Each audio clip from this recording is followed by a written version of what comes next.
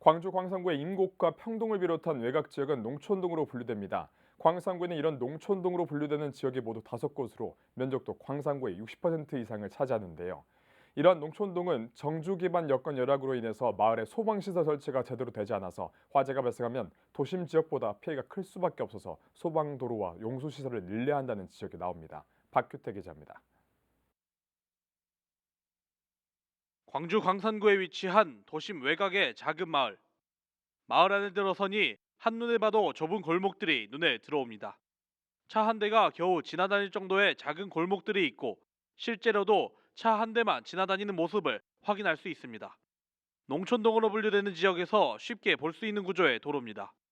광주 광산구에서 농촌동으로 분류되는 지역은 도심 외곽에 자리 잡은 평동과 벌량동을 포함해 동곡과 삼도, 임곡동입니다.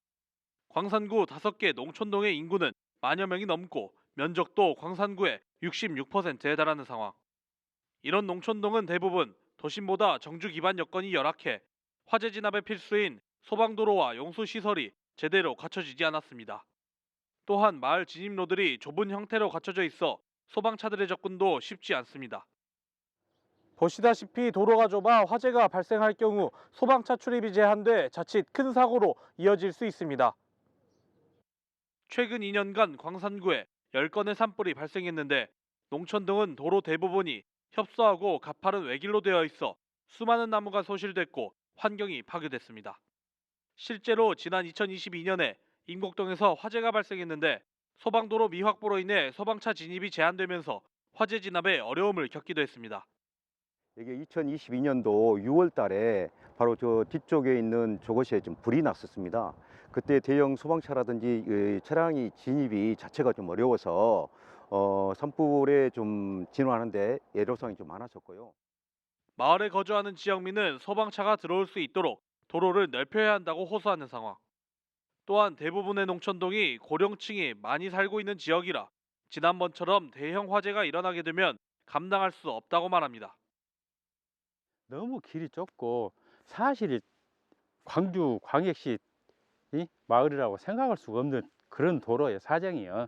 그래서 나는 예전에 그 화재가 났을 때 집이 전소가 될 정도니까 소방차가 못 들어가지고 그러다 보니까 다 놀던 말씀 만약에 불이 나보면 예를 들어 감당을 못해.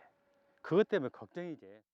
광주 광산구 소방도로 설치 자료에 따르면 도심에는 1,400여 개소의 소방도로가 설치된 반면에 5개 농촌동의 설치율은 약 8%로 130여 개소에 불과합니다.